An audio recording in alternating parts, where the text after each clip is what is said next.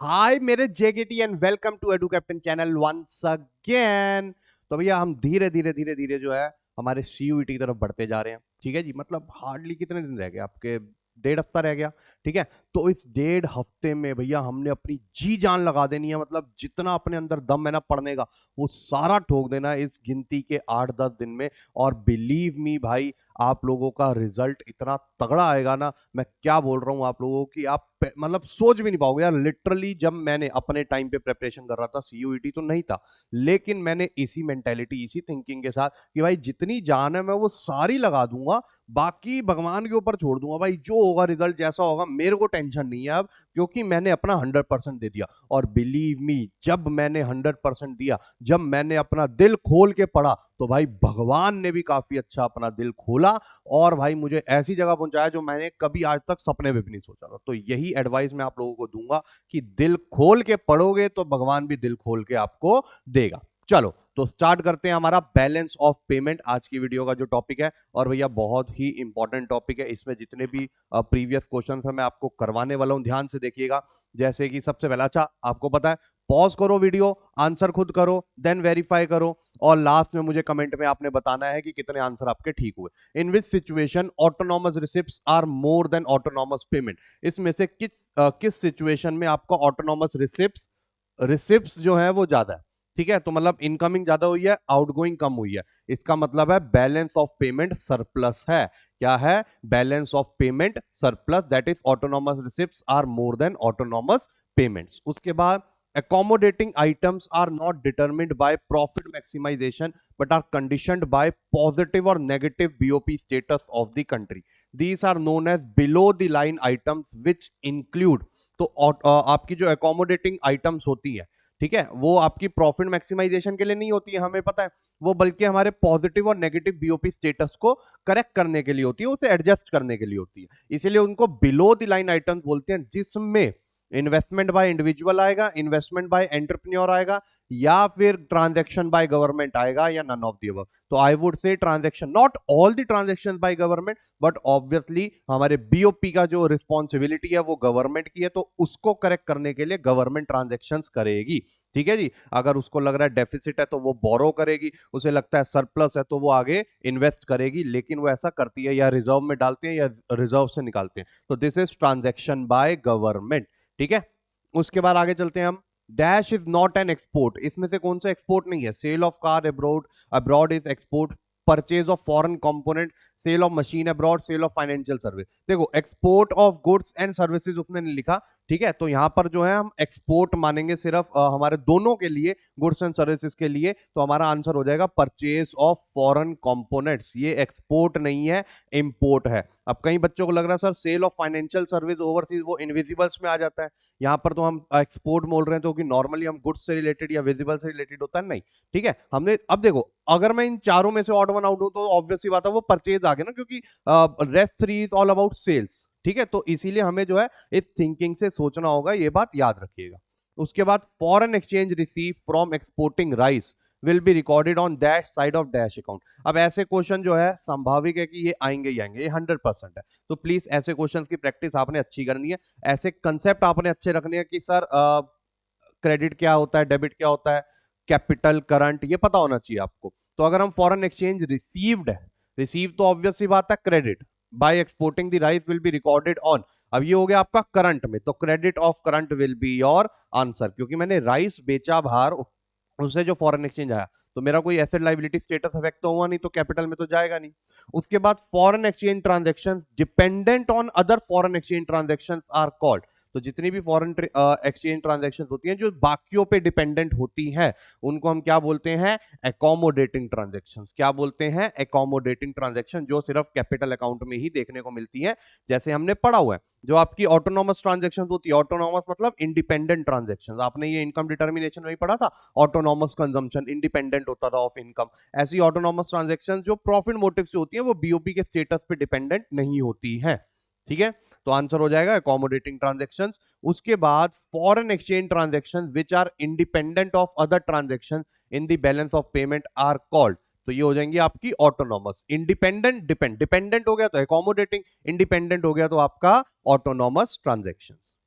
उसके बाद foreign direct investment FDI in India will be recorded on dash side of dash account. तो ये हमें पता है, देखो एफडीआई आ रही है, पैसा आ रहा है तो क्रेडिट, क्रेडिट में भी कैपिटल में जाएगा ये, क्योंकि ये एफडीआई हमारे ऊपर एक लाइबिलिटी बढ़ रही, कल को उनका पैसा वापसी करना होता है, जो वो हमारे यहाँ पर इन्वेस्ट कर रहे हैं लेकर जाएंगे हमारे यहाँ से वो incomes. Decrease in the value of domestic currency in terms of foreign currency is, तो जब भी हमारी डोमेस्टिक करेंसी की वैल्यू जो है वो डिक्रीज होती है, ठीक है, in terms of foreign currency is, इसको हम क्या बोलते हैं, इसको हम बोलते हैं हमारा डेप्रिसिएशन, एप्रिसिएशन, रिवैल्यूएशन या नन ऑफ दीज। जब भी डोमेस्टिक करेंसी की वैल्यू कम होती है उसको हम डेप्रिसिएशन बोलते हैं। क्या बोलते हैं हम उसको? डेप्रिसिएशन। ठीक है, ये बात याद रखना। अगर इधर डीवैल्यूएशन होता तो out of depreciation and devaluation I would से depreciation is more appropriate answer, क्योंकि वो खुद होता है। डीवैल्यूएशन के लिए उसे यहां पर हमें मेंशन करना पड़ेगा कि गवर्नमेंट ने किया। ठीक है, उसके बाद which of the following is और R advantages of fixed exchange rate, इसमें से कौन से जो है एडवांटेजेस हैं फिक्स्ड एक्सचेंज रेट के? प्रोमोट्स फॉरेन ट्रेड, ऑब्वियस सी बात है, जब मर्जी गवर्नमेंट चाहे फॉरेन ट्रेड बढ़ा सकती है, कम कर सकती है। Induces foreign capital, obviously. Increases capital formation and all of these, तो आंसर हो जाएगा इसका ऑल ऑफ दीज, क्योंकि फिक्स्ड एक्सचेंज रेट सिस्टम के ये सारे ही एडवांटेजेस हैं। गवर्नमेंट अपने अकॉर्डिंग इकोनॉमी के फायदे के लिए ये सारी चीजें जो है ये फायदे होते हैं, और ये सारी चीजें करने के लिए गवर्नमेंट कभी भी डीवैल्यू या रीवैल्यू कर सकती है। If the price of $1 has fallen from 56 to 52, the Indian economy has, the Indian economy नहीं होगा, बेसिकली इंडियन करेंसी होगा यहाँ। ठीक है, तो यहां पर क्या हो जाएगा? एप्रिशिएटेड। क्या हो जाएगा? एप्रिशिएटेड, क्योंकि हमारी करेंसी की वैल्यू बढ़ रही है। देखो, जब भी एक्सचेंज रेट गिरता है तो हमारी करेंसी की वैल्यू बढ़ती है। ठीक है, उसके बाद other things remaining same when in a country the market price of foreign currency falls, national income is likely to. तो अगर हम सारी चीजों को, बाकी की चीजों को सेम रखें, जब भी एक कंट्री में market price of foreign currency falls the national income is likely to, मतलब हमारी जो करेंसी है वो एप्रिशिएट हो रही है। क्या हो रही है? एप्रिशिएट हो रही है, क्योंकि फॉरेन करेंसी की वैल्यू गिर रही है। आप देख सकते हो market price of foreign currency is falling, मतलब वही वाला हिसाब हो गया।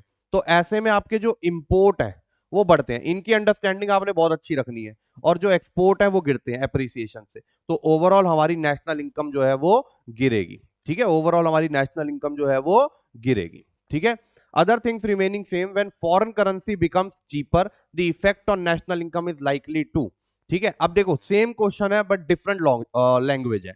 ठीक है, other things remaining same when foreign currency, जो आपकी फॉरेन करेंसी है वो चीपर हो जाए, मतलब वही बात होगी, मार्केट प्राइस गिर रहा है उसका, the effect on national income is same, answer हो जाएगा। उधर फॉल था, इधर नेगेटिव हो जाएगा। तो बस यही मैंने जानबूझ के डाला सो दैट मैं आप लोगों को बता सकूं कि भैया लैंग्वेज डिफरेंट हो सकती है, आंसर सेम रहेगा। ये बात याद रखना। तो लैंग्वेज की अंडरस्टैंडिंग बहुत इंपॉर्टेंट है आप लोगों के लिए। विच of the following item raises supply of foreign exchange, इसमें से कौन सी जो है आइटम आपकी सप्लाई ऑफ फॉरेन एक्सचेंज को बढ़ाएगी? ठीक है, तो import of goods from China, Indian student going to US for MBA, donation of 50 million receive from Microsoft, purchase of land in England. तो आंसर हो गया आपका सी पार्ट, क्योंकि ए बी और डी से तो ना फॉरेन एक्सचेंज की डिमांड यहां पर हो रही है, तो डिमांड बढ़ रही है, लेकिन बाहर से जब पैसा आता है सब सप्लाई बढ़ती है, तो ये हो जाएगा आपका donation of 50 million receive from Microsoft. Demand of foreign currency negatively slope, क्या ये ट्रू है? जी हाँ, बिल्कुल ट्रू है। If a price of foreign currency increases it becomes costlier for home country. तो ऑब्वियस सी बात है, जब भी फॉरेन करेंसी का प्राइस बढ़ेगा, मतलब वही बात हो गई ना आपकी कि फॉरेन एक्सचेंज रेट बढ़ रहा है, मतलब हमारी करेंसी डेप्रिशिएट हो रही है, it becomes costlier for home country, तो दैट इज वाई वो डिमांड जो है कम करेंगे। तो इसका रीजनिंग भी जो है वो ट्रू हो जाएगा, और एक्सप्लेनेशन भी करेक्ट है, क्योंकि उसने बोला नेगेटिवली स्लोप्ड में क्या होता है कि एक चीज बढ़ती दूसरी कम होती है, तो उसने यही बोला कि जब प्राइस बढ़ेगा तो उनके लिए वो महंगा हो रहा है, सिंपल सी बात है। तो both A and R are true, and R is correct explanation of A. अगला, import of goods and services reflects demand of foreign currency. Import जो है उससे डिमांड होती है फॉरेन करेंसी की, तो ये भी ट्रू है। ठीक है, उसके बाद import of goods and services shows inflow of foreign exchange, ये फॉल्स हो गया आपका, क्योंकि उससे तो आउटफ्लो होता है ना। तो आंसर हो जाएगा only A is true, answer हो जाएगा ओनली ए इज ट्रू। ठीक है, उसके बाद आ जाता है हमारा लिस्ट 1 और लिस्ट 2 को मैच करना है आपस में। लिस्ट वन में आपका बोरोइंग फ्रॉम आईएमएफ, जब भी हम आईएमएफ से बोरो करेंगे तो क्रेडिट साइड ऑफ कैपिटल में जाएगा। तो ये रहा ए का 4 जो है दो ऑप्शन में दिया हुआ है, और उन्हीं दो ऑप्शन में बी का 1 दिया हुआ है, तो बी को हम बिना देखे जो है 1 कर देंगे।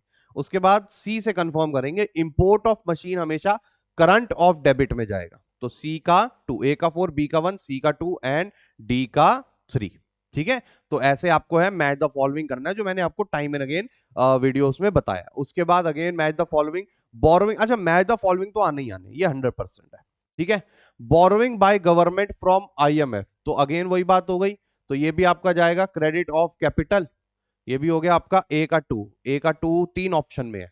आ जाओ बी से कंफर्म करें, imports of crude oil. Imports of crude oil में डेबिट साइड आपका, हाँ सॉरी, डेबिट साइड करंट ये रहा। ठीक है, ए का 2 बी का 4, ये भी दो ऑप्शन में है। सी से कंफर्म करेंगे, export of garments of companies abroad. ठीक है, तो ये आंसर हो जाएगा क्रेडिट साइड ऑफ करंट, सी का 1, ए का 2 बी का 4 सी का 1 एंड डी का 3। ठीक है जी, चलिए अगले पे चलते हैं। The likely impact on balance of payment position of countries facing a financial crisis would be. तो देखो जो कंट्री जो है फाइनेंशियल क्राइसिस फेस कर रही है, ठीक है, तो उसका बैलेंस ऑफ पेमेंट का क्या इफेक्ट होगा। तो basically there will be a deficit on balance of payment account. क्या होगा, there will be a deficit on balance of payment account. ठीक है, हमने ये पढ़ा, देखो 1991 के टाइम पे हमारा भी एडवर्स बीओपी चल रहा था, क्योंकि हमारे यहाँ पर फाइनेंशियल क्राइसिस थे, पैसों की कमी थी। ठीक है जी, तो इस वजह से हमारे यहाँ पर कैसा डेफिसिट चल रहा था, बीओपी बीओपी डेफिसिट, क्योंकि हम जो है डिमांड बहुत कर रहे थे, सप्लाई इतनी आ नहीं रही थी, तो फॉरेन एक्सचेंज बहुत जो है डिमांड में जा रहा था, तो जिस वजह से बीओपी ऑब्वियस सी बात है हमारा डेफिसिट में जाएगा। फाइनेंशियल क्राइसिस चल रहे हैं, इतना है ही नहीं हमारे पास। ठीक है, अगले पे आते हैं। When an Indian buys a UK car company, भैया कंपनी खरीदी है उसने, it enters into the account transaction of India's balance of payment. तो ये कहां पर जाता है, आपका कैपिटल अकाउंट। कहां जाएगा ये, आपका कैपिटल अकाउंट। ठीक है, अगला, under fixed exchange rate system with an increase in exchange rate the domestic currency becomes and dash and leads to dash। तो ये बीच में डैश डैश है। ठीक है, तो under fixed exchange rate system with increase in exchange rate, जब भी exchange rate बढ़ाया जाता है under fixed exchange rate system, तो हमारी करेंसी को बेसिकली वो डी वैल्यू कर रहे हैं। ठीक है जी, तो वो हम बाहर की डोमेस्टिक करेंसी बिकम्स चीपर, और आंसर हो जाएगा डी वैल्यूएशन। देखो डोमेस्टिक करेंसी बोला उसने, अगर फॉरेन करेंसी होता तो कॉस्टलियर और डीवैल्यूएशन होता, लेकिन यहां पर वो डोमेस्टिक करेंसी बोल रहा है, तो it will become cheaper and leads to devaluation. Export of machines will be entered in the dash side of dash account in the balance of payment. तो एक्सपोर्ट ऑफ मशीन्स हमेशा credit of current जाता है, export कर रहे हैं। और machines machines कहीं अब बच्चे सोचते हैं कि सर ये एसेट में क्यों नहीं आएगा, कैपिटल में क्यों नहीं जाएगा। मशीन्स को कभी भी हम कैपिटल या फिर कोई भी कैपिटल एसेट को, उसको हम फिक्स्ड एसेट नहीं मान रहे, एसेट नहीं मान रहे, उसको गुड्स की ही कैटेगरी में डाला है as far as BOP chapter is concerned. अगला, sale of software services abroad if classified under which section of balance of payment. तो ये आ जाएगा आपका current account, credit side, export हो रहा है, सेल हो रहा है। ठीक है, अगला आ जाएगा आपका current account components of trade in services include. अब हमारे ट्रेड इन सर्विसेज में क्या क्या आ जाएगा, देखो गिफ्ट्स एंड रेमिटेंसेस तो नहीं आएंगे। ठीक है, उसके अलावा आपका ट्रेड इन सर्विसेज है तो ग्रांट्स भी नहीं आएंगे, तो आंसर होना चाहिए B and C only, B and C only. ठीक है जी, एक तो net non non factor income, उसने फैक्टर सर्विसेज तो बोला ही नहीं, उसने तो हमें यहाँ पर फैक्टर सर्विसेज तो बोला ही नहीं है ना, उसने तो सिर्फ सर्विसेज बोला। तो सर्विसेज में दो टाइप की आती है, एक फैक्टर और दूसरी होती है नॉन फैक्टर, और दूसरा नेट इन्वेस्टमेंट इनकम जो आपको मिलती है वो भी आपकी इनविजिबल्स में ही जाती है, जो नॉन फैक्टर उसमें चली जाती है। ठीक है जी, तो ये हो गया आपका answer. Current account components of trade in services include, आपका गिफ्ट्स एंड रेमिटेंसेस नहीं आएगा। ठीक है, क्योंकि वो आपके चले जाते हैं यूनिलेटरल्स में, ग्रांट्स भी आपके चले जाएंगे यूनिलेटरल्स में। Net non factor income and net investment income will be your answer. ठीक है, उसके बाद अगर हम आगे चलें, आपका विच of the following items can be included in capital account in BOP. इसमें से कौन सी आइटम्स जो है वो कैपिटल अकाउंट इन बीओपी जो है आएंगी। आ जाओ, चलो, Indian buys a UK car company, एक तो ये आएगा। ठीक है, Swedish citizen buys shares of Reliance company, एक तो ये आएगा कैपिटल अकाउंट, साइड तो नहीं बोल रहा ना वो, हमें साइड तो बोल ही नहीं रहा, ठीक है। और बस ए एंड बी तो दो ही ऑप्शन में दे रखा है, तो बस सिंपल बात खत्म, आगे की हमने देखे भी नहीं। उसके बाद आपका आ जाता है arrange the following statements relating to open market operations in the correct sequence. अब हमें इन स्टेटमेंट्स को ओपन मार्केट ऑपरेशन, ये तो शायद आपका मनी एंड बैंकिंग का आ गया, चलो कर लेते हैं भाई, इसको भी क्या दिक्कत है, क्वेश्चन ही तो है। आ जाओ। तो सबसे पहले क्या होगा, central bank buy government, central bank pays for it by giving check, thereby resulting in increase in money supply, thereby resulting in increase in money supply, तो आखिरी होगा, ठीक है। This increase the total amount of reserves in the economy, ठीक है। तो ये होगा सबसे पहले सी वाला, central bank buys government bonds in the open market, central bank pays for it by giving check, this increases total amount of reserves in the economy and thereby resulting in increase। तो C B D A, C B D A आपका एक ही option में दे रखा है, ये अच्छा question था भाई, this one was a good question. अगले पे आ जाओ। List one list two again, trade includes export and import of goods, ठीक है, हाँ जी बिल्कुल ठीक है, लेकिन इसको मैच किससे करें आप, capital, invisible trade, transfer payment, current account. तो trade includes import and import और एक्सपोर्ट ऑफ गुड, चलो इसको छोड़ते हैं क्योंकि ये करंट अकाउंट में जाता है, बट फिर भी एक बार देख लेते हैं। फॉरेन डायरेक्ट इन्वेस्टमेंट कैपिटल में जाता है, ठीक है। बी का वन दे रखा है एक ही ऑप्शन में, लो, तो ए का 4 यहां से अपने आप मैच हो गया, सी का 3 भी मैच हो गया, कंफर्म कर रहा हूं मैं। Net cell of service product like banking and tourism, तो ये हो गया आपका ये, ठीक है। Invisible trade and receipts of payment without providing goods and services, ठीक है, तो डी का 3 तो हो गया अपने आप। अगले पे आ जाओ।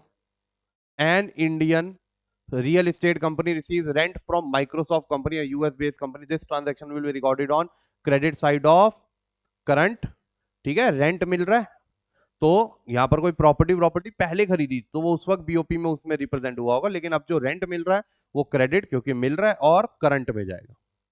अगला again purchase of crude oil from Kuwait, तो ये जाएगा आपका debit side of current, debit side of account current. A का हो गया 4, ए का 4 दे रखा है एक ही ऑप्शन में, मैंने आगे देखे भी नहीं, कंफर्म करने के लिए। Investment by multinational corporation in India, ये चला जाएगा क्रेडिट ऑफ कैपिटल, बी का 1 कंफर्म हो गया। अगले पे आ जाओ। When autonomous receipts are less than autonomous payments, the balance of payment is in। तो जब भी ऑटोनॉमस रिसिप्ट जो होती हैं वो लेस होती हैं आपके ऑटोनॉमस पेमेंट से, the balance of payment is in deficit. हम इसको क्या बोलेंगे कि बैलेंस ऑफ पेमेंट डेफिसिट है, क्योंकि उसके बाद एकोमोडेटिंग तो उसको एडजस्ट करने के लिए होता है, मेन आपका बैलेंस ऑफ पेमेंट का सरप्लस डेफिसिट ऑटोनॉमस से ही पता चल जाता है, ठीक है।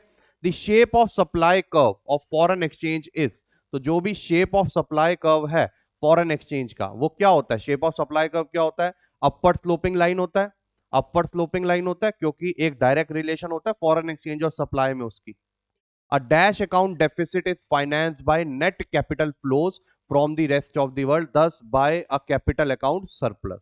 तो अ करंट अकाउंट डेफिसिट जो है हम कैसे फाइनेंस करते हैं, जब हम कैपिटल में उसकी जो है हम वो ले लेते हैं, बोरोइंग कर लेते हैं from rest of the world which leads to capital account surplus, तो तब जाकर वो आपस में मैच हो जाता है, ठीक है। तो अ करंट अकाउंट डेफिसिट, क्योंकि और कोई ऑप्शन बन नहीं रहा इसमें, तो करंट ही बेस्ट लग रहा है, ठीक है।